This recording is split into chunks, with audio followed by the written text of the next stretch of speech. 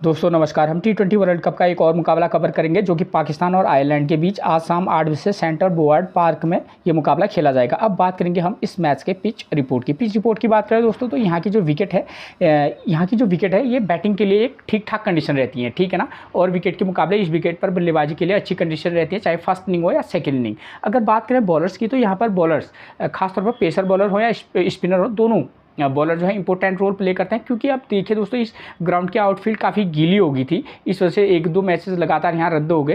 तो थोड़ा स्पिनर अब कितना इंपॉर्टेंट रोल प्ले करेंगे ये कहना थोड़ा टफ रहेगा, ठीक है।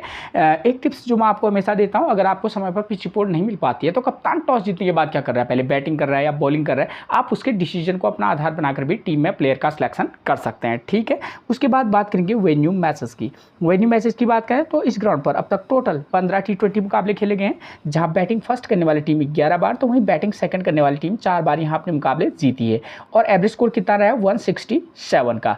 देखिए दोस्तों, इस रिकॉर्ड की बात करें तो इस रिकॉर्ड से क्लियर है कि जहां पर जो टीम बैटिंग फर्स्ट करेगी उसके जीतने के चांसेस काफ़ी हाई रहेंगे, ठीक है। और बैटिंग सेकंड करने वाली टीम भी 4 बार मुकाबला जीती है, तो हम कह सकते हैं कि हाँ, उसके भी जीतने के चांसेस थोड़े बहुत रहेंगे, ठीक। लेकिन मैं यहीं पर आपको एक जानकारी दे दूं, जो यहाँ 2023 में 2 T20 मुकाबले खेले गए हैं, उसमें जिस टीम ने बैटिंग सेकंड की है उसने अपने दोनों मैचेस जीते हैं, ठीक है। ये करंट का जो रिकॉर्ड है, आपके लिए ये जानना भी थोड़ा सा ज़रूरी रहता है। देखिए दोस्तों, अगर मैच टीम बनाते हैं तो कई फैक्टरों को हमको ध्यान में रखकर टीम बनानी पड़ती है कि भाई दोनों टीमें कौन कौन सी खेल रही है, उनके प्लेयर किस फॉर्म में है, ठीक है ना, और वेन्यू पर किस प्रकार के मैचेस खेले गए। क्योंकि अगर हम एक बार इस ग्राउंड पर जो जिस प्रकार के मुकाबले हुए हैं, अगर हम उनको समझ जाते हैं थोड़ा बहुत, तो हमें एक औसतन हम इस प्रकार की टीम बनाकर चल सकते हैं कि हाँ, कि हमको एक आइडिया हो जाता है कि हमको इसमें किस किस प्रकार के मैचेस होते हैं, उसके बेस पर इन दोनों टीम में कैसे जो प्लेयर फॉर्म में है उनको उठाकर हम अपनी टीम में प्लेयर को रख सकते हैं। लेकिन हम प्लेयर को जिनकी फॉर्म अच्छी है उनको तो हम टीम में रखते हैं, लेकिन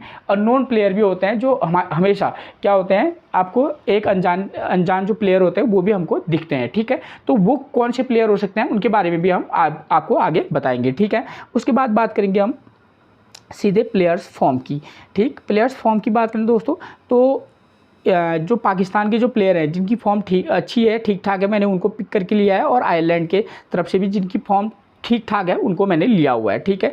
इन प्लेयर पर आप फोकस करके इस मैच में चल सकते हैं, ठीक है। तो पाकिस्तान की तरफ से रिजवान, बाबर आजम, नसीम शाह, शाहीन शाह अफरीदी, मोहम्मद आमिर और हारिस रऊफ, यानी कि 4 तो बॉलर इनकी अच्छी फॉर्म में है, लेकिन बल्लेबाज सिर्फ 2 ही, एक जो है ठीक ठाक फॉर्म में है, रिजवान और बाबर आजम। अगर मैं आयरलैंड की बात करूं तो आयरलैंड के जो प्लेयर हैं, टॉप ऑर्डर तो आयरलैंड का पूरा फ्लॉप है, ठीक है। अब अगर इस मैच में कुछ चमत्कार करते हैं तो वो बात की बात है, लेकिन यहाँ पर बैटिंग के लिए अच्छी कंडीशन है, ठीक है ना। एक फैक्टर ये रह सकता है, लेकिन अगर मैं फॉर्म के बेस पर मैंने सिलेक्शन किया हुआ है, यहाँ पर मैं फॉर्म के बेस पर, तो वहाँ पर टॉप ऑर्डर जो है आयरलैंड का पूरी तरफ से कोलैप्स किया हुआ है। तो इस मैच में हो सकता है कि एक आध प्लेयर चल जाए, वो बात की बात है। आयरलैंड की तरफ से जॉर्ज डॉक्टेल की फॉर्म ठीक ठाक है, और डिलाने की फॉर्म भी ठीक ठाक है, मार्केट डायर की फॉर्म अच्छी है, लिटिल की फॉर्म अच्छी है, और क्रेग यंग, इन जो बॉलर्स हैं इनकी फॉर्म अच्छी है। पाकिस्तान की तरफ से भी सिर्फ रिजवान और बाबर आजम की फॉर्म ठीक है, बाकी जो प्लेयर है उनके भी, चाहे फ़खर जमान हो, शैम अयूब हों, ठीक है, इफ्तिकार और शादाब हों, तो इनकी भी फॉर्म जो है उतनी कोई खास है नहीं। लेकिन बैटिंग के लिए पिच में अच्छी कंडीशन है, तो वहाँ पर थोड़ा सा आयरलैंड के प्लेयर भी यहाँ पर गेम में आ सकते हैं, और पाकिस्तान के बॉलर भी यहाँ पर गेम में आ सकते हैं, कुछ भी हो सकता है। मतलब तो हमको सारी चीज़ों को, इक्वेशन को ध्यान में रखकर ही टीम बनाकर चलनी होगी। स्कोरिंग पैटर्न की बात करें, इस ग्राउंड पर जो है देखिए 150 से कम का स्कोर 3 बार, 150 to 169 के बीच का स्कोर 3 बार। तो देखिए लगभग हर प्रकार का मुकाबला, हर प्रकार का यहाँ स्कोर बना हुआ है, ठीक है, ठीक। तो अगर यहाँ औसतन बात करूँ तो यहाँ पर अगर पाकिस्तान अगर बैटिंग फर्स्ट करेगी तो हो सकता है 150 to 170 का स्कोर देखने को मिले। आयरलैंड भी एक अच्छी खासी टीम है, बशर्ते उनकी प्लेयर इसमें उतनी अच्छी फॉर्म में नहीं है, तो वो भी लगभग इसके अराउंड या समथिंग पहुँच सकती है, ठीक है।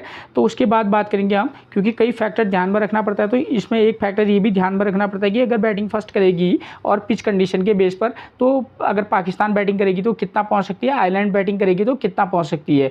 अपोजिशन के बॉलर, पाकिस्तान के बॉलर ज़बरदस्त फॉर्म में है, ठीक है, बशर्ते बल्लेबाज कोई खास फॉर्म में नहीं है, तो बॉलर्स जो है उनके बहुत ज़बरदस्त फॉर्म में पाकिस्तान के, ठीक है।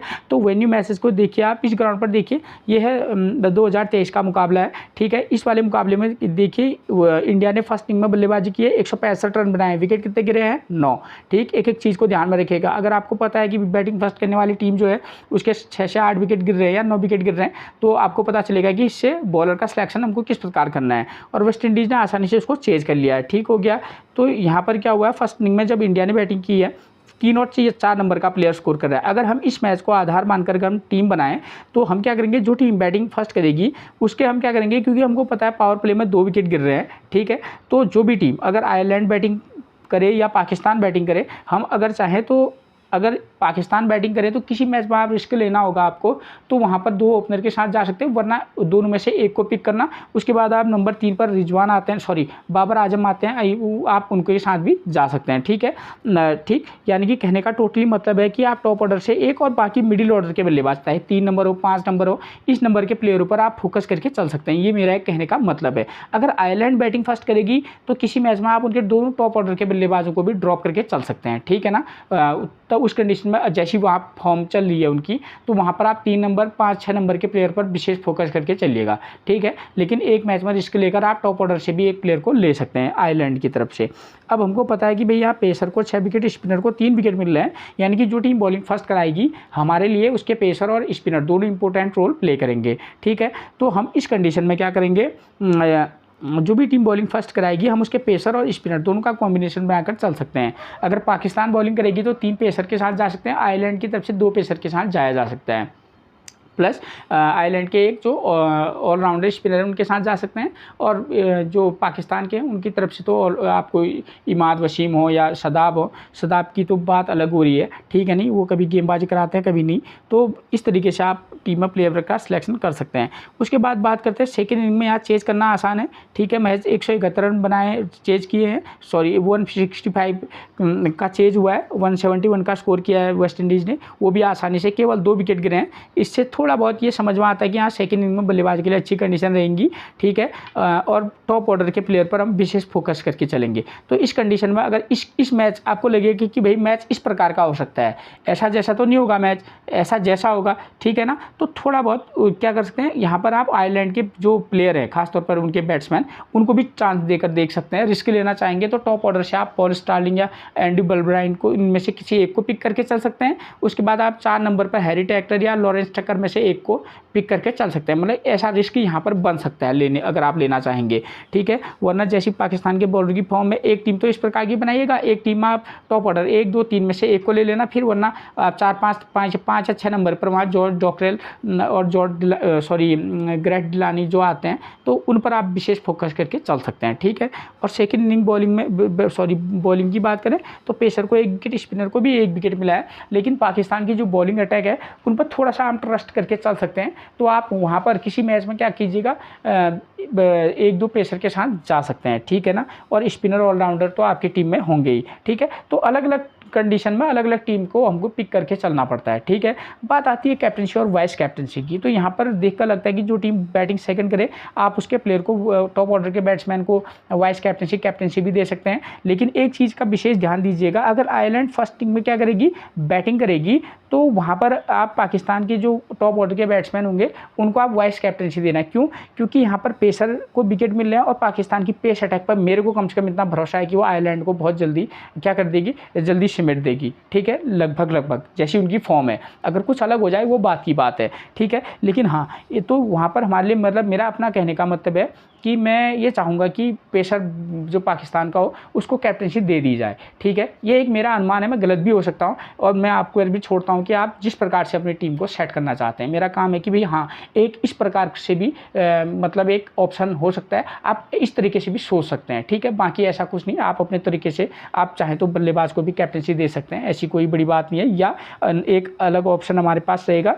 कि आप आयरलैंड अगर बैटिंग फर्स्ट करिए हो तो उसके किसी ऑलराउंडर प्लेयर को भी वाइस कैप्टनसी दे सकते हैं, जो कि कितना उचित रहेगा ये वक्त बताएगा। ठीक है, तो ये चीज़ क्लियर हो गया। अब दूसरा आता है मैच ये वाला, इसको भी आपको समझना ज़्यादा ज़रूरी है।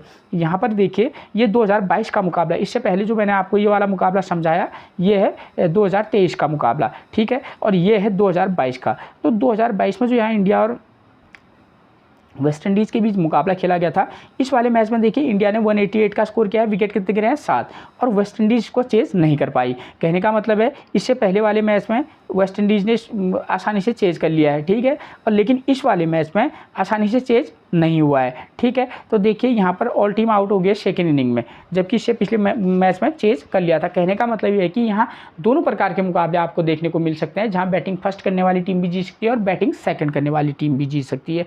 तो उस कंडीशन में हम किस प्रकार की टीम बनाकर चल सकते हैं, तो अगर आपको लगे कि भाई इस प्रकार का भी मुकाबला हो सकता है, तो आप एक टीम इस प्रकार की भी सेट कर सकते हैं, दोनों टीम को देखते हुए कि भाई हाँ इनकी कंडीशन ऐसी ऐसी है, तो इसमें आयरलैंड ऐसा भी हो सकता है। तो ये चीज़ों को आपको ध्यान में रखना होगा। तो जो टीम बैटिंग फर्स्ट करेगी, अगर पाकिस्तान बैटिंग फर्स्ट करेगी तो थोड़ा सा कॉम्बिनेशन चेंज कर सकते हैं, आयरलैंड बैटिंग फर्स्ट करेगी तो तब भी हमको चेंज करके चलना पड़ेगा। तो यहाँ पर बैटिंग फर्स्ट के लिए इजी कंडीशन है। तो फर्स्ट इनिंग में 2 नंबर 3 नंबर 5 नंबर का प्लेयर स्कोर कर रहा है, पावर प्ले में 1 विकेट गिर रहा है। ठीक है, तो एक चीज़ तो स्पष्ट है कि हम टॉप ऑर्डर पर ट्रस्ट करके चल सकते हैं बैटिंग फर्स्ट में, उसके बाद हमको मिडिल ऑर्डर के प्लेयर पर फोकस करके चलना होगा। ठीक है, चाहे पाकिस्तान खेले या आयरलैंड खेले। ठीक है, और जो टीम बॉलिंग फर्स्ट कराएगी, पेसर 5 विकेट, स्पिनर को 1 विकेट ही मिल रहा है।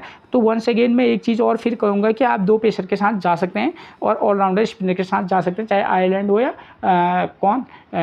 पाकिस्तान। ठीक है, तो आपको अलग अलग कॉम्बिनेशन के साथ जाना होगा। और सेकेंड इनिंग में यहाँ चेज करना काफ़ी टफ है, पावर प्ले में 3 विकेट गिर रहे हैं। ठीक है, और 2 और 4 नंबर का प्लेयर स्कोर कर रहा है। अब स्कोर करने वाले नंबर भी देखिए, 2 पर स्कोर कर रहे हैं 13 रन, 4 पर सैमरन हेटमायर 56 रन। तो यानी कि कहने का मतलब मेरा ये है दोस्तों कि सेकंड इनिंग में टफ है। तो यहाँ पर सैमरन हेटमायर ने 56 का बशर्ते स्कोर किया हुआ है। तो टोटली अगर आप रिस्क लेना चाहेंगे पाकिस्तान, अगर इस तरीके का आपको लगेगा कि भी मैच हो सकता है, ठीक है, तो आप क्या करना, अगर इस तरीके से टीम सेट कर रहे होंगे तो पाकिस्तान के जो टॉप ऑर्डर के बल्लेबाज हैं, रिस्क लेकर एक बार उनको ड्रॉप करके चलना। ठीक है, आप 3 नंबर 5 नंबर 6 नंबर के प्लेयर के साथ भी जा सकते हैं। ठीक है, और सेकेंड इनिंग में बात यह कि पेसर को 0 विकेट, स्पिनर ने 10 विकेट लिए हैं। तो यहाँ पर मुझे नहीं लगता जैसे आउटफील्ड है तो वहाँ पर स्पिनर 10 विकेट तो ले पाएंगे। ठीक है, तो कॉम्बिनेशन ट्राई अलग ही करके चलना, स्पिनर को जरूर टीम में लेना, लेकिन हाँ पेसर का कॉम्बिनेशन बनाकर जरूर चलिएगा। ठीक है, तो ये कंडीशन आपके लिए होगी। ठीक है, तो यहाँ पर आप क्या कर सकते हैं, सेकेंड इनिंग में थोड़ा सा आप टॉप ऑर्डर को ड्रॉप करके चल सकते हैं। पाकिस्तान के लिए थोड़ा सा क्या कर सकते हैं कि हाँ एक आध प्लेयर को टीम में पिक करके चल सकते हैं, लेकिन आयरलैंड के कोलैप्स कर सकती है टीम। ठीक हो गया। अब यहाँ पर हमारे लिए क्या इंपॉर्टेंट रह सकता है कैप्टनसी के लिए, जो टीम बैटिंग फर्स्ट करेगी उसके बैट्समैन को आप वाइस कैप्टनसी दे सकते हैं, और जो टीम बॉलिंग फर्स्ट करेगी बॉलिंग सेकंड करेगी तो आप उसके भी जो स्पिनर के बजाय अगर आप चाहें तो पेसर के साथ आप जा सकते हैं, वरना जो टीम बॉलिंग फर्स्ट कराएगी उसके साथ भी आप वाइस कैप्टनसी के लिए जा सकते हैं। ठीक है, अब देखिए दोस्तों क्या है कि आप ये भी देख लेना कि आयरलैंड की क्या क्षमता है और पाकिस्तान की क्षमता क्या है। ठीक है, तो क्योंकि पाकिस्तान के भी एक आधी प्लेयर अच्छी फॉर्म में है बैटिंग में। ठीक है, और मार्कर डायर हो, जोशुआ लिटिल हो, बैरी मैकर्थी हो, इनकी जो बॉलिंग है वो भी ठीक ठाक है। तो इन चीज़ों को भी फैक्टर को ध्यान में रखकर चलिएगा। उसके बाद पाकिस्तान के प्लेइंग 11 की बात करें तो नंबर 1 पर मोहम्मद रिजवान मिलेंगे, 53, 31, 9, 23, 0 और 56 ठीक ठाक फॉर्म है। ठीक है, बैटिंग के लिए चाहे फर्स्ट इनिंग हो, आपको ये देखना होगा कि यहाँ पर आप किस प्रकार से टीम को सेट कर रहे हैं, उसके अकॉर्डिंग आप इनको पिक और ड्रॉप करके चलेगा। शैम अयूब का कोई खास फॉर्म है नहीं, लेकिन रिस्क लेना चाहेंगे तो एक मैच में ट्राई करके चल सकते हैं, वरना ड्रॉप। बाबर आजम इनको पिक भी कीजिएगा, चाहे रिजवान हो बाबर आजम, उनको पिक भी करना ड्रॉप भी करना कंडीशन के बेस पर। ठीक हो गया। फ़खर जमान की फॉर्म कोई खास चल नहीं रही, लेकिन इस मैच में ये प्लेयर की प्लेयर का काम कर सकता है, फ़खर जमान। ठीक है, नंबर 5 पर मिलेंगे उस्मान खान, कोई खास फॉर्म है नहीं, अगर इस मैच में स्कोर करते हो बात की बात, लेकिन अगर अगर फॉर्म की बात करें तो वहाँ पर इनको पिक करना थोड़ा रिस्की रह सकता है। इमाद वसीम, क्योंकि स्पिनर को पिच से मदद है तो इमाद वसीम की फॉर्म ठीक ठाक है, कोई खास तो कह नहीं सकते, लेकिन स्पिनर को पिच से मदद है। चाहे शादाब खान हो, इमाद वसीम हो, इन दोनों में से एक प्लेयर के साथ आप जा सकते हैं। इमाद वसीम करंट फॉर्म के बेस पर ज़्यादा बेटर नज़र आ रहे हैं, ठीक है। उसके बाद बात करेंगे नसीम शाह। तो पाकिस्तान के जो सारे बॉलर हैं पेसर, शाहीन शाह अफरीदी हों, मोहम्मद आमिर हों या हारिस रऊफ़ हों, ठीक है, तो सारे के सारे पाकिस्तानी जो बॉलर हैं उनकी फॉर्म अच्छी नज़र आ रही है। तो आप अलग अलग कंडीशन में इन चार बॉलरों को पर फोकस करना, मैंने वेन्यू मैचेस समझा दिए हैं। और कैप्टनसी की चॉइस में मोहम्मद आमिर भी हो सकते हैं, हारिस रऊफ़ भी, शाहीन शाह अफरीदी भी और नसीम शाह भी, ठीक। तो इनमें से कोई भी कैप्टनसी, किसी को भी प्लेयर को आप वाइस कैप्टनसी दे सकते हैं, ठीक है। तो कह नहीं सकते कि कौन सा जो बॉलर है वो बहुत ज़्यादा विकेट लेगा, लेकिन अगर मैं रिकॉर्ड के बेस पर कहूँ तो हारिस रऊफ़ भी एक चॉइस हो सकते हैं, मोहम्मद आमिर एक सेफ चॉइस हो सकते हैं, ठीक है। चॉइस हो सकते हैं, ज़रूरी नहीं है कि इस मैच में भी ये 3-3 या 4-4 विकेट ले, लेकिन हाँ, चाहे नसीम शाह हो या शाहीन शाह अफरीदी, वो भी एक चॉइस बन सकते हैं। तो इन बॉलरों पर विशेष फोकस करके चलिएगा, चाहे फर्स्ट इनिंग हो या सेकेंड इनिंग हो, ठीक है। उसके बाद आयरलैंड की बात करें तो इनके जो एंड्रू बेलब्राइन जो है 17-5, इनके कोई खास फॉर्म चल नहीं रही है, ठीक है। लेकिन पिच जो है बैटिंग के लिए कंडीशन अच्छी है, तो आप वेन्यू मैचेस के बेस पर टीम सेट कर रहे होंगे तो वहाँ पर आप किसी मैच में रिस्क लेकर देख सकते हैं। पॉल स्टार्लिंग की बात करूँ, इनकी भी कोई खास फॉर्म चल नहीं रही है, 9-2, 21, 36, 32 और 1, यही इनका अब तक का स्कोर रहा है, ठीक है। तो आप चाहे तो किसी मैच में ट्राई करना, वरना दोनों को ड्रॉप करके भी चल सकते हैं। लॉरेंस टकर की बात करें तो लॉरेंस टकर का भी कोई खास फॉर्म चल नहीं रहा है, देखिए, ठीक है। पाकिस्तानी जैसी बॉलिंग अटैक है, वहाँ पर थोड़ा इनको डिफ़िकल्ट आ सकती हैं, लेकिन एक ही चीज़ जो आयरलैंड के फेवर में जाती है वो ये कि ये एक बैटिंग फ्रेंडली थोड़ी बहुत विकेट नज़र आ रही है। तो यहाँ पर इस प्रकार के मुकाबले हुए हैं तो थोड़ा सा हमको जब बल्लेबाजों का सिलेक्शन करेंगे तो आप एक तरफा किसी बशर्ते एक मैच में आप इनको ड्रॉप करके चले, लेकिन किसी मैच में इनको आपको चांस देकर चलना ही पड़ेगा, ठीक है। हैरी टकर की बात करें तो इनकी कोई खास फॉर्म चल नहीं रही है। उसके बाद नंबर 5 पर अगर कोई प्लेयर का काम कर सकते हैं तो वो कुर्टिस कैम्पर होंगे, ठीक है। फॉर्म की बात करें तो फॉर्म कोई खास इनकी चल नहीं रही है, लेकिन हाँ, पिच के अकॉर्डिंग चाहे कुर्टिस कैम्पर हो या जॉर्ज डॉकरेल हो, इन दोनों में से किसी एक प्लेयर के साथ तो आप जा सकते हैं। George Dockrell, Curtis Campher George Dockrell से भी अच्छे प्लेयर है उन्हें को, लेकिन करंट फॉर्म की बात करूंगा तो वहाँ पर जो है जॉर्ज डॉकरेल की फॉर्म ज़्यादा बेटर है, तो आप जॉर्ज डॉकरेल को पिक करके चल सकते हैं, ठीक है। उसके बाद नंबर 7 पर आएंगे ग्रेट डिलानी।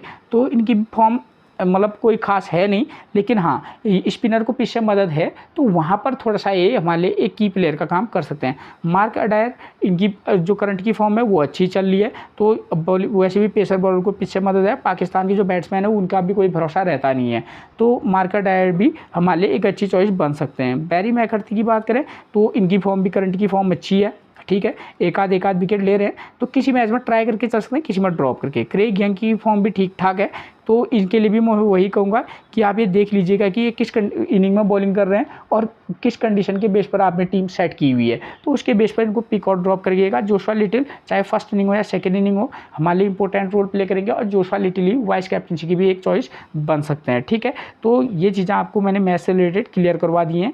फिर मिलेंगे हम आपसे एक और प्रेडिक्शन के साथ, तब तक के लिए आप सभी को मेरा प्रणाम दोस्तों।